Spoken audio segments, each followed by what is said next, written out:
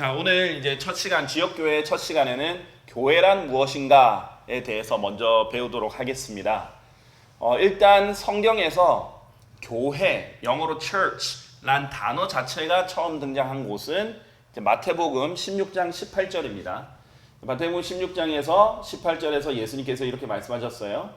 너는 베드로라. 자, 베드로라고 말하고 나서 자, 베드로랑 다르게 너는 베드로인데 그리고 내가 이 반석 위에 이것을 가까이 있는 것을 지칭하죠. 베드로고 이 반석 위에 성경적으로 이 반석은 예수 그리스도입니다. 우리가 조금 이따 더 자세히 다루겠지만은 이 반석은 예수 그리스도예요.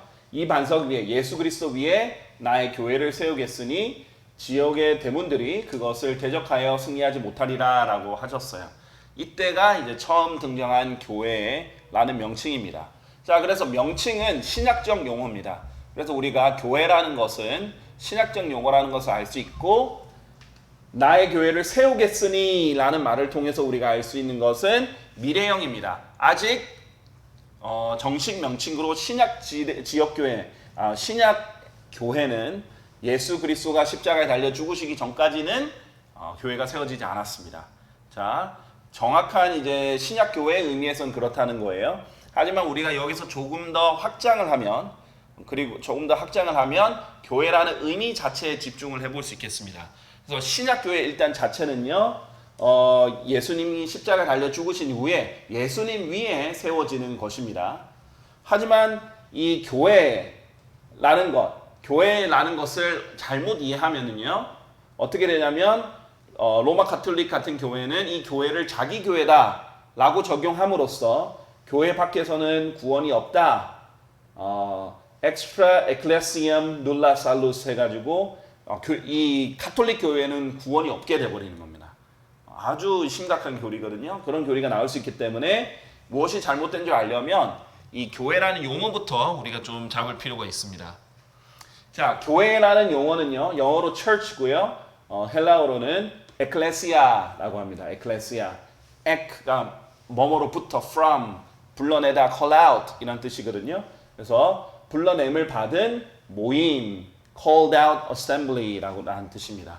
그래서 예수님께서 이 말씀하셨어요. 이는 두세 사람이 교회에 대해서 18장에 대해서 이 얘기를 하시면서 두세 사람이 내 이름으로 함께 모이는 곳에는 거기에 나도 그들의 한가운데 있기 때문이라 라고 했어요. 자, 두세 사람이 일단 모임이기 때문에 한 사람을 교회라고 하진 않습니다. 그렇죠? 적어도 두세 사람이 함께 예수 그리스도의 이름으로 모인 것을 우리가 교회라는 호칭을 주고 명칭을 줍니다. 이 모임은 예수님을 위해서 불러냄을 받은 모임이에요. 그래서 세상으로부터 불러냄을 받은 것이 기본입니다. 자, 여기에서 우리가 조금 더 확장을 해서 이 교회라는 단어에 조금 더 집중해 보면 성경에서 여러 가지 의미로 구약부터 시작해서 여러 가지 의미로 교회들이 존재했다라는 것을 알 수 있습니다. 신약교회는 예수 그리스도의 십자가 이후에 세워졌지만 신약교회가 아닌 교회라는 하나님의 목적에 따라서 불러냄을 받은 모임이라는 의미로는 예전부터 존재를 했었다라는 것을 볼 수 있거든요. 자, 일단 교회가 이것을 보니까 모임이기 때문에 건물은 아닙니다. 가장 크게 오해하는 건 교회가 건물이다 라고 하는데 건물이 아니라 사람이 교회입니다. 우리가 교회 건물을 쓰는 것 뿐이죠. 교회라는 사람들이 모이기 위해서. 그리고 교단도 아니에요. 가톨릭이 우리가 교회다 라고 할 수 없습니다. 왜냐면은 모임이 아니잖아요. 저기에도 따로 모여있고 전 세계 가톨릭 사람들은 따로 모이잖아요. 그런데 그것을 우리가 바로 그 교회다 라고 이제 할 수가 없는 부분입니다. 그래서 교단 조직도 아니에요. 자, 그러면 성경적으로 하나님께서 우리를 왜 불러내셨냐? 왜냐면 성경에서 세상은 악하다라고 하기 때문이에요. 자, 갈라디아서 1장 4절 성경을 한번 보시면요. 갈라디아서 1장 4절에 이렇게 말씀하십니다. 그분께서는 우리의 죄들로 인하여 자신을 주셨으니 예수님께서 우리의 죄들로 인해서 자신을 주셨습니다. 하나님 곧 우리 아버지의 뜻에 따라 우리를 이 악한 현 세상으로부터 구해내려 하심이라 라고 돼 있어요. 하나님께서 우리를 이 악한 현 세상에서 구해내시려고 자신을 주신 것입니다. 자, 그래서 하나님께서 우리를 구원하셨을 때 바로 이 땅에서 불러내셔서 하나님이 계신 셋째 하늘로 가게 하신 게 아니라 이 땅에 남겨두셨기 때문에 이 지상에 있는 동안은, 그러면 이제 진짜 완전히 불러냄을 받겠죠. 그러기 전에는 이 지상에서는 매주 그리고 뭐 정기적으로 계속 불러냄을 받는 거예요. 그래서 세상에 있다가 다시 불러냄을 받아서 함께 모이는 그런 지역교회 모임이 형성이 되는데, 그런 의미에서 지역 모임이란 교회를 한번 먼저 성경에서 창세기 때부터 쭉 어떤 교회들이 있었는지를 한번 보겠습니다. 이게 신약 교회는 아니지만 불러냄을 받은 모임이라는 의미에서 한번 보겠습니다. 자, 로마서 1장 1절 한번 볼게요. 로마서 1장 1절에 보면요, 이렇게 돼 있습니다. 예수 그리스도의 종 바울은 사도가 되도록 부르심을 받았으며 하나님의 복음을 위하여 구별되었으니 라고 돼 있습니다. 자, 하나님께서 원하시는 것은 무엇이냐? 어떤 목적을 위해서 구별되는 것을 원하시는 거예요. 자, 사도 바울은 어땠습니까? 사도로 부르심을 받았을 때 복음을 위하여 구별되었죠. 자, 하나님이 원하시는 모임. 자, 세상에도 수많은 모임들이 있어요. 무슨 산악회도 있을 수 있고, 뭐 또 친교 모임, 동창회, 여러 가지 동호회든 모임들이 있을 수 있어요. 근데 그것을 우리가 교회라고 하지 않는 이유는 무엇이냐? 모임이라도 called out assembly, 불러냄을 받은 모임은 아니기 때문이에요. 하나님께서 부르신 모임이 아니고, 그리고 하나님이 약한 현 세상으로부터 분리되어서 나오라고 거룩하게 모이라고 불러냄을 받은 것도 아니고, 또 목적도 없어요. 부르심의 목적은 무엇을 하기 위해서 구별하는 건데, 주로 무엇을 전하기 위해서 구별하는 것입니다. 자, 그런 의미에서 하나님께서 이 악한 현 세상에서로부터 불러내시고 어떤 목적을 가지고 전하게 하신 최초의 모임이 있는데, 바로 그것이 노아와 그의 가족이에요. 노아와 그의 가족은 우리 이전의 세상에 살았던, 홍수 이전의 세상에 살았던 가족이죠. 근데 노아의 세대에서는 이 세상이 너무 악했기 때문에 하나님께서 노아를 따로 불러서 목적을 주셨고, 그리고 노아는 성경에서 보면 베드로후서 2장 5절에서 보면 의의 선포자였다. 의의 선포자였다라고 합니다. 그러니까 노아가 방주만 열심히 지은 게 아니라 의를 선포했던 사람이에요.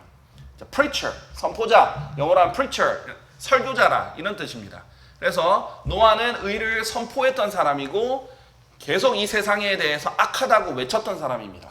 그러면서 이 세상을 하나님께서 심판하실 것이니 이 방주로 오라 이렇게 외쳤던 사람이고, 결국 그 노아가 주님께로 인도할 수 있었던 사람은 7명이었죠. 노아를 제외한 7명, 노아 가족 총 합쳐서 8명만이 그 작은 모임이 되었던 것입니다.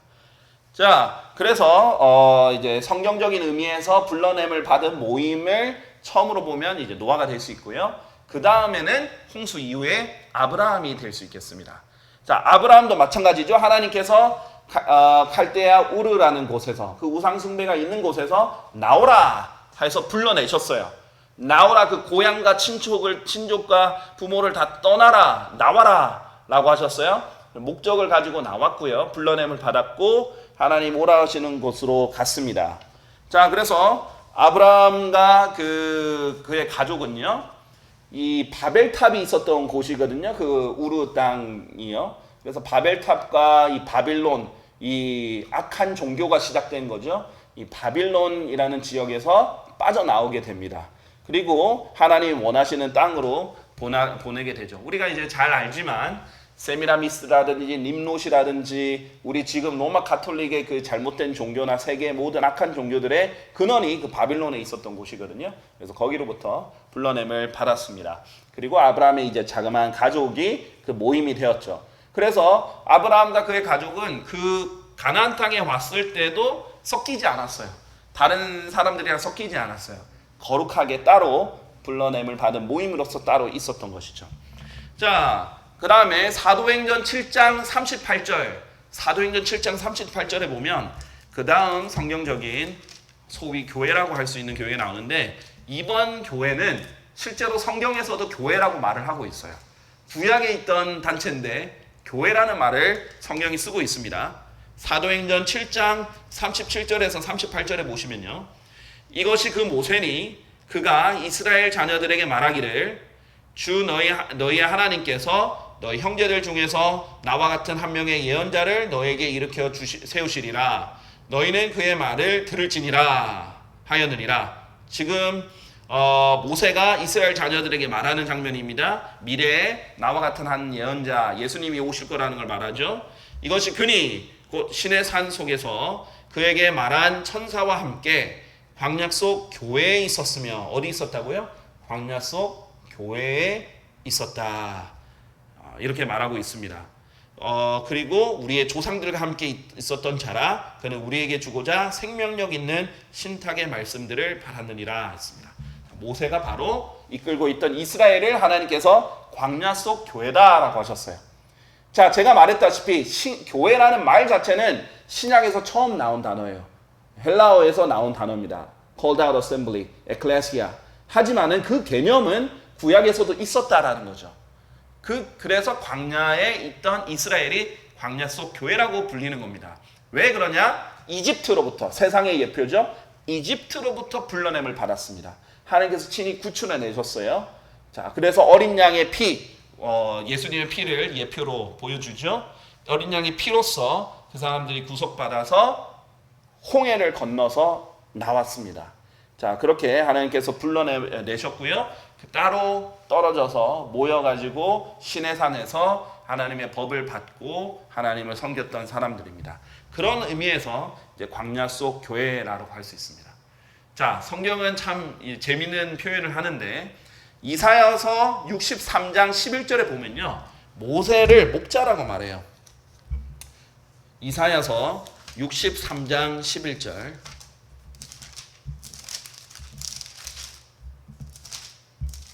이사야서 63장 11절에 보면요. 그때 그분께서 옛날들과 모세와 그의 백성을 기억하시며 이같이 말씀하셨나이다.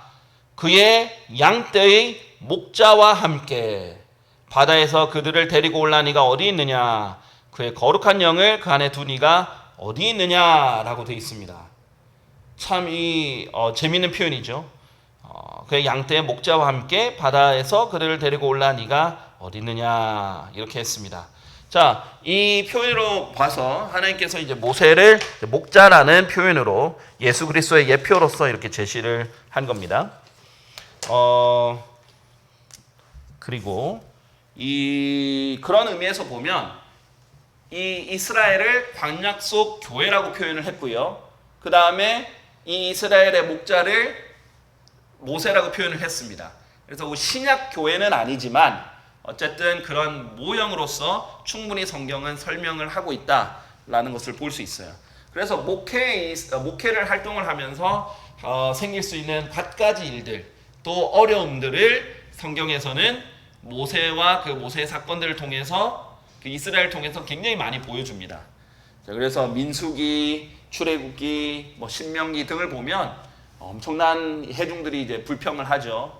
반역도 하고 불평도 하고 어려움들이 있고 하나님을 찬양했다가 그 다음에 또 반역하고 불평하고 이런 모습들, 믿음 없는 모습을 보이고 이런 모든 어려움들, 목회의 어려움들을 사실은 모세오경에서 아주 상세한 스토리로 볼 수 있습니다. 자, 그렇게 해서 성경적으로 세 번째 교회라고 할 수 있는 이스라엘을 봤고요. 네 번째 이제 성경에서 교회라고 할 수 있는 곳은 12제자들입니다. 자, 12제자들은 하나님께서 한 명 한 명씩 선택해서 불러내셨어요. 제자로 부르셨습니다. 제자로 불어서 이 12제자들이 주축으로 모임을 갖게 되죠. 제자들의 모임입니다.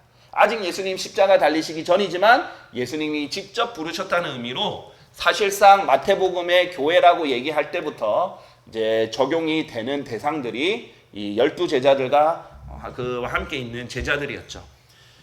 자, 그래서 우리가 요한복음 1장 31절 보시면요. 요한복음 1장 31절. 저희가 이 스토리를 교회 어떻게 보면 역사를 성경적으로 한번 설명한 다음에 이제 신약 교회의 특징을 제가 슬라이드로 좀 더 진행을 하도록 하겠습니다. 요한복음 1장 31절, 요한복음 1장 31절을 보시면 그런즉 나는 그분을 몰랐으나 그분께서 이스라엘에게 명백히 나셔야 하므로 내가 와서 물로 침례를 주는도다라고 되어 있습니다. 그래서 어떻게 됐느냐? 침례자 요한이 예수 그리스도를 이스라엘에게 명백히 나타내시고 알리려고 침례를 준 거예요. 예수님의 사역은 또한 이 이스라엘의 12지파에게 국한되었고 12제자들도 이스라엘 사람들이었습니다. 초기에 아직 십자가에 달리시기 전에 소수의 그 무리들, 교회라고 볼 수 있습니다. 자, 그랬다가 어떻게 되느냐? 예수님 이 지역 교회가 예수님이 십자가에 달려 죽으시고 부활하신 다음에 승천하셔서 사도행전 2장에 어떻게 되냐면 성령님이 내려오시면서 진짜 이제 신약교회가 태동이 됩니다. 그래서 이 지역 모임이 그리스도의 몸이 되는 사건이 발생이 돼요. 이때부터 최초로 그리스도의 몸이 생깁니다. 자, 그 전에 모임은 하나님이 불러내신 모임이라는 관점에서는 교회라는 칭호를 받을 수 있겠지만 진정한 의미에서 그리스도의 몸이라는 의미의 교회는 최초로 사도행전 2장에 태동이 되는 거예요. 근데 어떤 사람이 이렇게 물어볼 수 있어요. 자, 교회 시작이 예수 그리스도의 십자가입니까? 아니면 부활입니까? 아니면 뭐 이렇게 사도행전 2장에 성령님이 오신 때부터입니까? 이렇게 물어볼 수 있어요. 자, 이렇게 대답할 수 있겠습니다. 예수님이 십자가에 달려 죽으신 것은 새 언약의, 새 유언 언약의 시작입니다. 구약을 대비하는 새 유언 언약의 시작이에요. 하지만 부활이 이루어져야만 정확한 구속의 완성이 되는 거죠. 부활 없이는 우리가 구원받을 수 없으니까요. 자, 그런데 부활하고 나서 바로 교회가 생긴 게 아니라 성령님이 오시고 나서 생긴 거예요. 자, 그러면 이 사건은 교회와는 어떤 일이 있었느냐? 새 유언의 언약은 십자가와 관련이 되었지만 이 새 유언 언약을 기반으로 교회가 태동되는 건 사도행전 2장이에요. 자, 그러면 마치 이렇게 볼 수 있겠습니다. 하나님께서 아담을 만드셨을 때 몸을 먼저 준비를 다 해주셨죠. 흙으로 만드셔서요. 그래서 몸을 만드신 다음에 언제 이 아담이 살아있는 혼이 됐습니까? 하나님께서 호흡을 불어넣으시고 숨을 불어넣으신 후에 이 몸이 살아있는 혼이 되었죠. 자, 그때 진짜 아담이 태어났다. 아담이 살아난 겁니다. 마찬가지예요. 몸은 예수 그리스도의 몸은 십자가에서 준비됐습니다. 그리고 새 유언의 언약의 피도 흘려졌어요. 하지만 실제로 성령님이 오셔서 한 몸으로 우리를 집어넣으신 것, 이것이 사도행전 2장이다. 그래서 그때부터 그리스도의 몸이 시작되었다. 교회로서의 그리스도의 몸이 시작되었다. 이렇게 보시면 되겠습니다. 자, 그 다음에 우리가 이제 보면, 그래서 신약에서 보면 성경에서 신약에서 교회라는 단어가 107번 등장합니다. 자, 근데 107번 등장하는데 대부분 지역교회를 가리켜요. 대부분 기업교를 가르칩니다. 그리고 여전히 대부분은 지역교회를 가르치지만 그래도 또 일부는 그리스도의 몸인 이 보편적인 교회를 가르쳐요. 자, 그래서 여기서부터 오늘은 이 두 개, 신약에서 우리가 구별을 반드시 해야 되는 이 두 교회의 차이를 알아봐야 됩니다. 자, 쉽게 말하면 보이는 교회, 지역 모임이 있고요. 이것은 구약 때부터도 쭉 이어져 왔던 거예요. 예수님 십자가 달리기 전에도 제자들도 하나님께서 교회라고 하셨어요. 그리고 광야 속 교회도 교회라고 하셨어요. 자, 그런데 이 지역 모임 말고 진정한 의미에서의 교회인 그리스도의 몸의 교회와 지역 교회의 차이점을 또 공통점과 차이점을 우리가 이제 배우는 시간을 갖도록 하겠습니다. 그래야 진정하게 무엇이 교회인가를 알 수 있게 돼요. 자, 그것은 제가 슬라이드로 좀 쉽게 볼 수 있도록 함께 보도록 하겠습니다. 교회는 여러 가지 칭호가 있어요. 교회의 풀 네임은요, 하나님의 교회입니다. 하나님의 교회. 자, 그 다음에 그 전에 있었던 광야 속 교회든 제자들이든 하나님의 교회라고 부르진 않았어요. 하나님의 교회라는 명칭은 이제 신약의 그리스도의 몸을 부르는 명칭인데요. 이 교회 별칭 중에 그리스도의 몸이 있고요. The body, 에베소서 5장 23절에 그리스도의 몸이다라고 했고요. 그 다음에 성전이라고도 불립니다. The temple, 고린도전서 3장 16절. 자, 우리 개인적으로 우리의 몸도 성전이고 하나님께서 교회를 성전으로서 지어져 간다라고도 표현을 하십니다. 자, 그 다음에 어린 양의 신부이기도 해요. The bride죠. 계시록 21장 9절. 예수님이 신랑이시고 교회는 신부로서 표현이 됩니다. 그 다음에 진리의 기둥과 터전이다 라고 하면 The pillar and ground of the truth. 디모데전서 3장 15절에 나와 있죠. 이 모든 호칭이 어떤 특정 지역교회나 어떤 특정 모임이나 어떤 교단에 해당되는 게 아니라 예수 그리스도의 승천 이후에 사도행전 2장 이후에 예수 그리스도를 믿어서 그리스도의 몸이라는 영적인 몸 안에 들어간 모든 사람들을 통칭해서 이런 호칭이 주어지는 거예요. 이 호칭은 어떤 개인적 단체가 주어지지 않고요. 어떤 개별 교회가, 지역교회가, 어떤 교단이 이 호칭을 가져가지 않습니다. 우리 교회가, 우리 지역교회가 진리의 기둥과 터전이다. 보통 이제 이단들이 자기들만 최고다, 자기들만 진짜 교회다라는 걸 하기 위해서 자기들에게 이런 호칭을 답니다. 자기 교회 건물을 하나님 성전이라고 말하고, 자기 지역교회가 그리스도의 몸이라고 말하고, 자기 교회가 어린 양의 신부다. 심지어는 이제 Baptist Briders라고 해서 Hardshell Baptist라고 하는데 침례 교도들 중에 침례 교도들만 신부다 이렇게 말하는 사람들도 미국에 있습니다. 자, 그런 사람들도 있고요. 어떤 이제 특정 가톨릭 같은 경우에는 우리 교회 안에만 구원이 있고 우리 교회 안에만 진리가 있다. 이런 식으로 하게 되는데 이 별칭을 자기 그룹에게만 가져가면 이단이 되는 거예요. 이것은 예수 그리스도를 믿은 모든 사람들에게 있는 그리스도의 몸에게만 해당되는 보이지 않는 교회, 보편적인 교회에게만 Universal Church에게만 주어진 겁니다. 자, 고린도전서 12장 13절. 이 보이지 않는 교회, 그리스도의 몸에 들어오는 조건이 있습니다. 이는 우리가 유대인들이든지 이방인들이든지 간에 우리가 속박된 자든지 자유로운 자든지 간에 한 영에 의하여 성령님에 의하여 우리 모두가 한 몸 안으로 예수 그리스도의 몸 안으로 영적인 몸이죠. 침례를 받았기 때문이라. 침례라는 의미가 뭐예요? 잠긴다라는 거죠. 물침례를 말하는 게 아니라 물침례는 물이라는 단어가 들어가야 돼요. 침례는 성경에 7가지가 있기 때문에 물침례가 아니라 영에 의하여 받고 몸 안으로 들어가는 침례는 이거는 성령 침례입니다. 이것은 물침례가 아니에요. 자, 물로 들어가는 게 아니고 성령님에 의해서 그리스도의 몸 안으로 잠기게 되는 겁니다. 자, baptism, baptizo라는 말에서 나온 건데 잠기다라는 뜻이거든요. 그래서 물이 아닙니다. 이걸 물로 해석을 하면 이제 로마 가톨릭의 교리처럼 물이 있어야 세례를 받아야 그리스도의 몸 안에 들어올 수 있다. 이런 식으로 돼버리는 거죠.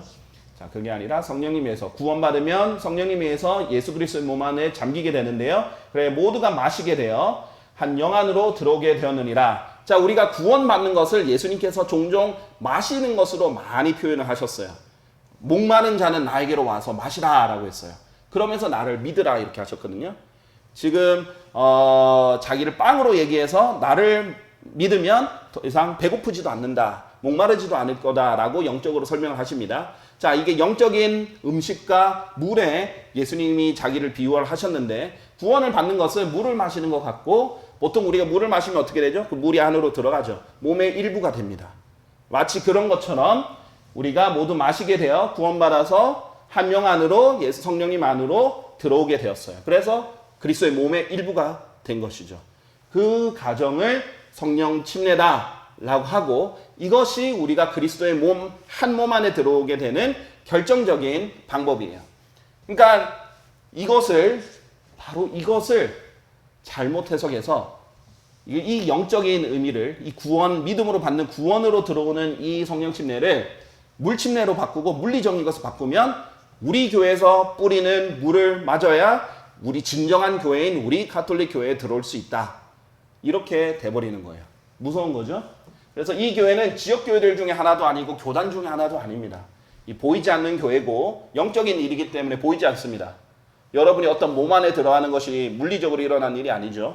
자, 그리고 보편적인 교회고 유일한 교회입니다. 한 모음이라고 했죠. 유일한 하나의 교회입니다. 하나의 약물이고요. 자, 그것이 성경에서 강조하고 있는 겁니다. 자, 그래서 보편적인 교회는요, 모든 그리스도인들로 이루어진 보이지 않는 교회예요. 구원받으면 자동으로 이 교회에 들어갑니다. 그리스도의 몸 안에 들어가요. 자, 그래서 보편적이다, 유니버설하다 라고 돼 있고요. 모두 그리스도인들입니다. 여기에는 예배가 있을 수가 없어요. 구원받지 않은 사람은 애초에 그 영적인 작용에 포함될 수도 없습니다. 모두가 구원받은 사람이에요. 자, 그런데 지역교회는 이제 눈에 보이는 지역에 사람들이 눈에 보이게 모여서 그 교회의 회원들로 이루어져 있는 눈에 보이는 지역 모임이에요. 자, 이 두 개의 차이를 모르고 마치 자기 지역교회가 그리스도의 몸이다 라고 한다든지 그리스도의 몸을 자기 지역교회다 라고 한다든지 하면은 엄청난 교리적 혼란을 가져오게 됩니다. 자, 신약시대에서는 먼저 이 두 개를 구별하는 것이 필수적이다 하는 겁니다. 그래서 다음 특징은 뭐예요? 첫 번째는 구성원이에요. 자, 그러니까 뭐예요? 일단 교회 회원들은 간증이 있고 이 회원들이 같이 받아들이고 하는 그런 가정이잖아요. 근데 여기서는 그런 거 없어요. 예수님만 믿으면 바로 들어가는 거죠. 두 번째는 순수성이에요.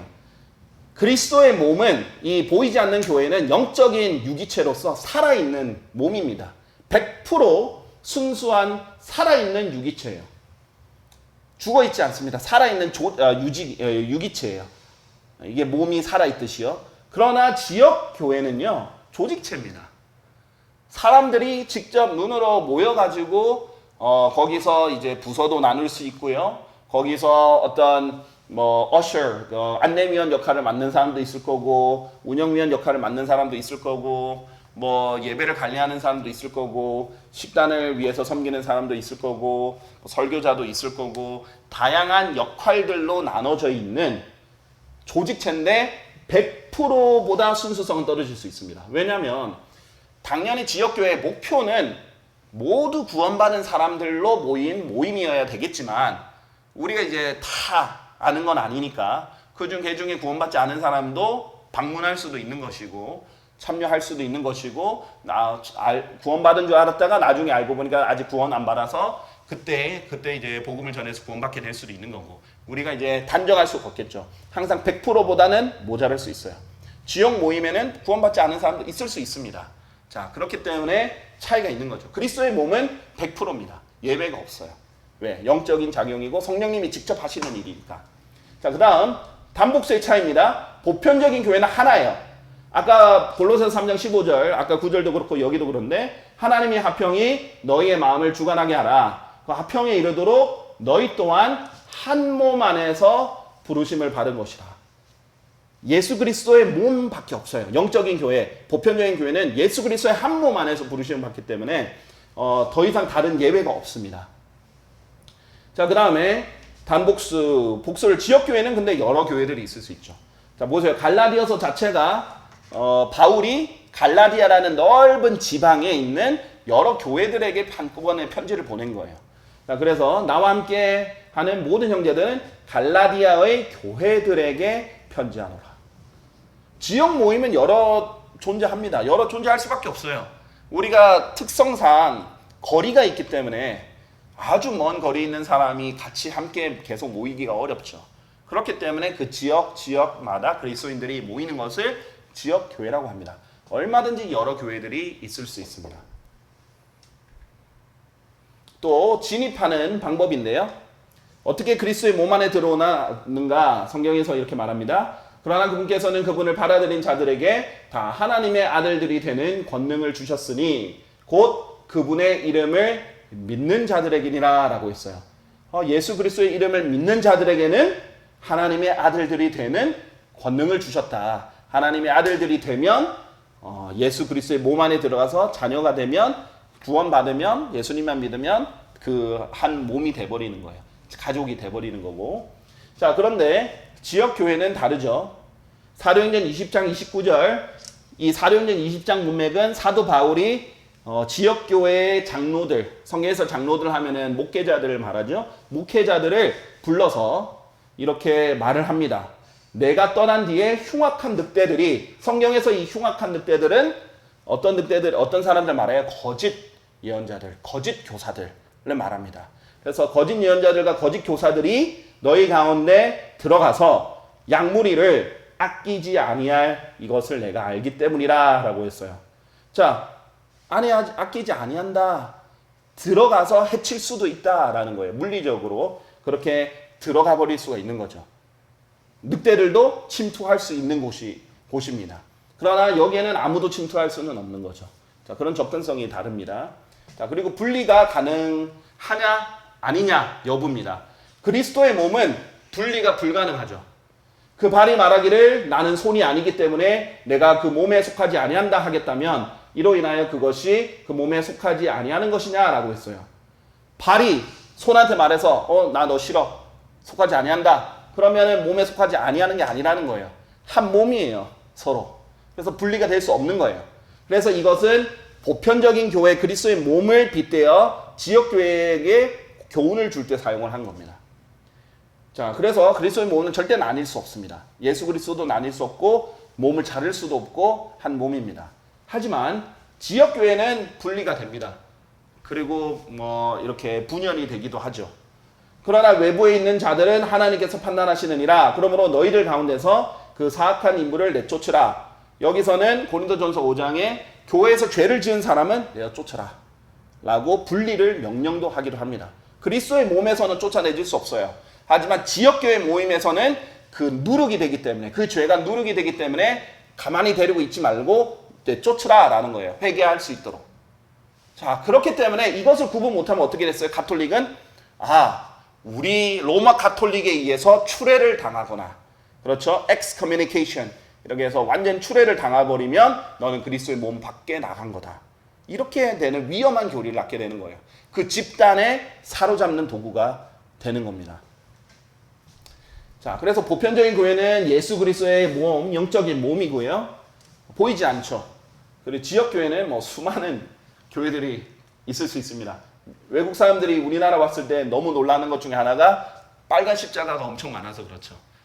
그래서 이 적십자가 왜 이렇게 많냐 이렇게도 하기도 하는데, 자, 사실은 미국 같은 경우에는 이 십자가를 잘 달아놓지 않습니다. 침례교들이 많기 때문에 이 십자가도 또한 형상이라고 보기 때문에 안 하는데 이 개신교의 영향으로 이렇게 많이 생기게 됐죠.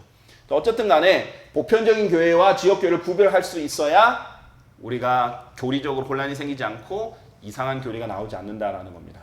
자, 이걸 구별하지 않으면요 이렇게 됩니다. 에베소서 5장 23절, 이는 그리스도께서 교회의 머리신 것 같이, 그렇죠, 교회의 머리시죠. 남편이 아내의 머리이기 때문이라. 그런즉 그분께서는, 하나님께서, 그리스도께서는 그 몸의 구원자시라. 이렇게 하면 어떻게 되죠? 예수 그리스도의 몸 안에 들어오신 분의 이제 구원자시죠, 당연히. 그런데 그게 아니라 우리 교회가 예수 그리스도의 몸이다. 우리 지역 교회만, 우리 단체만 이랬을 때는 예수님은 우리 지역 단체에 있는, 지역 모임이만 있는, 아니면 교단만 구원하신다. 이렇게 돼버리는 거예요. 자, 실제로 가톨릭 교회 교리 문답서를 보시면요, 모든 구원은 머리이신 그리스도로부터 그의 몸인 교회를 통해 온다 라고 해석을 해요. 그러니까 구원은 어떻게 해요? 예수님 통해서 누구를 통해 온다? 예수 그리스도로부터 몸을 통해 온다. 근데 이 몸은 우리 가톨릭이다. 이렇게 말하는 거예요. 공예는 성경과 전통에 기초하여 현재 지상에서 순례자인 교회가 구원을 위해 필요하다고 가르치다. 구원을 위해 필요한 요소다. 교회에 속하는 것이. 이렇게 가르치는 거죠. 근데 이런 것들을 배우는 거예요, 이단 교회들이. 그래서 신천지든 몰몬교든 여호와의 증인들이든 그런 모든 이단들의 공통점은 우리 교회에만 구원이 있다 라는 것이 가장 큰 특징 중에 하나입니다. 자, 또 하나님의 성전이라고 불린다고 그랬죠. 그렇게 하지 않으면 성 베드로 대성당 재건을 위하여 기부한 사람들에게는 면죄부를 부여한다. 성 베드로 성당 지을 때 그렇게 했죠. 왜냐하면 하나님의 성전을 지었으니까. 그런 식으로 면죄부를 남용을 한다든지, 온갖 이 건물을 짓고 싶어서, 더 큰 건물을 짓고 싶어서 하나님 이름을 갖다 붙일 수가 있는 거죠. 실용적인 의미로 모임에 참여하는 사람들이 많아져서 장소가 부족하니까 그 사람들 동의하에 필요한 장소를 찾는 그런 실용적인 의미가 아니라 하나님 성전이라는 이름을 부여해가지고 거기에 자기들의 건물을 크게 세우는데 이제 이 사람들 하나님 이름을 이용하는 거죠. 자, 그리스도의 신부가 되는데 그리스도의 교회라는 단체 같은 경우에는 침례를 받아야만 그리스도의 신부다라는 말을 하기도 하죠. 그러니까 그렇게 되면은 침례가 곧 구원에 연결이 됩니다. 그렇게 되지 않죠? 절대 그렇지 않습니다. 우리는 구원을 받고 나서 구원을 받은 간증으로서 이제 침례를 받는 겁니다. 그 부분은 이제 로마서 시간에 좀 더 다루기로 할게요. 진리의 기둥과 터전. 이 집은 살아계신 하나님의 교회이자 진리의 기둥과 터전이다. 자, 무슨 말이에요? 모든 그리스도인들은 하나님의 진리를 바치는 기둥과 터전의 역할을 한다는 거예요. 결국 예수 그리스도를 전파하고 하나님의 말씀을 수호하고 하는 모든 일에 있어서 진리를 떠받들고 그렇죠? 세우고 뒷받침하는 그런 모든 일에 모든 그리스도인들이 쓰임을 받고 그렇게 해야 된다는 거예요. 자, 그런데 그게 아니라 우리 교회만 진리의 기둥과 터전이다. 로마 가톨릭은 그래서 뭐래요? 교회가 성경을 만들었다 라고 말하는 거예요. 우리 교회가 성경을 줬다 사람들에게. 그러니까 우리 교회만 성경을 해석할 수 있고 우리는 성경을 수정할 수 있다. 이렇게 말하는 것 교리의 기본이 됩니다. 이 두 가지를 구분하지 않으면 그렇게 되겠죠. 자, 그래서 어쨌든 그리스도의 몸은 몸의 구성으로서 보세요. 지역교회는 그러니까 롤 모델이 뭐냐? 보편적 교회예요. 지역교회는 이 보편적 교회의 순수성과 보편적 교회의 정체성을 추구하면서 계속 따라가야 돼요. 왜냐하면 우리도 영적으로는 그의 소속이니까. 그래서 순수성을 따라가려고 해야 되고 이 역할을 추구해야 되는 거예요. 예를 들면 우리가 몸의 구성원으로서 생활을 하도록 이렇게 우리가 한 몸이라는 것을 늘 기억하고 한 지체로서 실제로는 물리적으로 우리가 분리되어 있지만 하나가 되도록 노력을 해야 되고요. 추구해야 되고요. 그리스도의 순결한 신부로서 살 수 있도록 우리가 추구해 나가야 됩니다. 그런데 우리 지역교회만 신부라는 게 아니라 우리가 신부니까 우리가 보편적 교회에도 속해 있고 이 지역교회에 속해 있는데 이 지역교회는 보편적 교회처럼 순결성을 지녀야 된다라는 추구를 할 수 있겠죠. 그리고 우리도 진리를 지원하고 지지하는 자가 되자. 우리가 성경을 보급하고 우리가 성경을 전파하고 진리를 가르치는데 우리가 일조하자. 이런 추구를 해나갈 수는 있지만 교리적으로 잘못 구별하면 안 된다는 거죠. 자, 그래서 지역교회 같은 경우에는 역할들이 당연히 나눠질 수밖에 없어요. 조직이니까. 사람들이 있으면은 어떻게 돼요? 어떤 체계가 없으면 난잡해지죠. 그리고 무너지고 그 다음에 혼란이 생겨버립니다. 숫자가 많으면 많을수록 그렇게 됩니다. 자, 그때 12 제자들이 제자들의 무리를 자신들에게로 불러 이같이 말하였더라. 우리가 하나님의 말씀을 제쳐두고 식탁들을 섬기는 것은 합당하지 않도다라고 했어요. 왜냐하면 실질적인 문제가 생기는 거예요. 사람들이 모이니까 같이, 특히 초기 교회는 같이 식사하면서 교제를 많이 했거든요. 우리가 지금 먹는 문제에 매여 있을 수는 없다. 우리가 지금 영적인 말씀을 먹여야 될 책임이 있는 사람들인데 목회자의 역할을 했잖아요. 그런 사람들인데 이 물리적인 식탁들을 섬기는 것은 우리가 합당치 않다. 여기에 우리가 시간을 다 쏟아부을 수 없다. 그러니까 성령님과 지혜로 충만한 7명의 남자들을 찾으라. 우리는 지속적으로 기도하는 일과 말씀의 사역에 우리의 자신을 바치겠노라 라고 했어요. 헌신하는 거죠. 자, 기도와 말씀을 가르치는 일에 헌신할 수 있도록 또 목회자들이 그렇게 할 수 있도록 많은 사람들이 각자의 역할을 나눠서 하게 되는 것. 이런 조직들이 생기는 것입니다.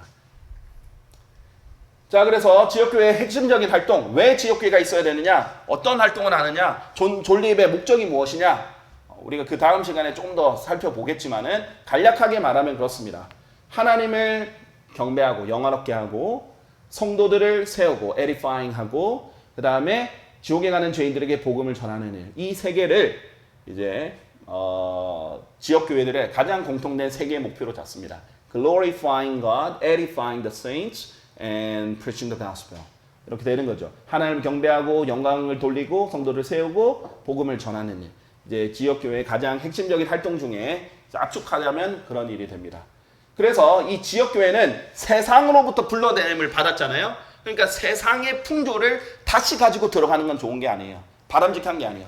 그러니까 록 발라드나 콘서트처럼 사람들 흥분하고 재밌게 하고 신나게 하려고, 특히 젊은 사람들 또 찬양할 때 막 신나고 재밌게 만들려고 세상 풍조를 가지고 오고 세상의 문화를 가져오는 것은 지역교회가 해야 될 일이 아니겠죠. 그리고 사교 모임이 아니에요. 교제를 당연히 하지만은 목적 자체가 뒤바뀌면 안 된다는 거죠. 그 다음에 사회봉사, 지역사회, 특히 큰 교회들, 제도교회들, 개신교회들을 보면 큰 교회들이 지역사회 봉사를 합니다. 지역사회와 하나가 됩니다. 이런 얘기를 하는데 우리는 그 사람들과 동조되기 위해서 따로 불러냄을 받은 것이 아닙니다. 그리고 정치 활동을 하는 것도 아니죠. 우리의 목적에서 정치는 단 하나도 없습니다.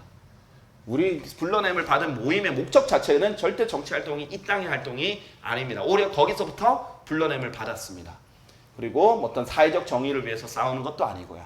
그래서 지역교회는 순수하게 이 그리스도의 몸의 그 순수성을 따라서 하나님 추구하는 방향대로 나아가야 된다. 이것이 지역교회의 목적이고, 그러려면 그리스도의 몸이 지역교회랑 다르다는 것부터, 보이지 않는 교회와 보이는 교회를 구분하는 것부터 교리적으로 시작을 해야 되겠습니다. 자, 오늘 지역교회 시간은 여기까지 하겠습니다.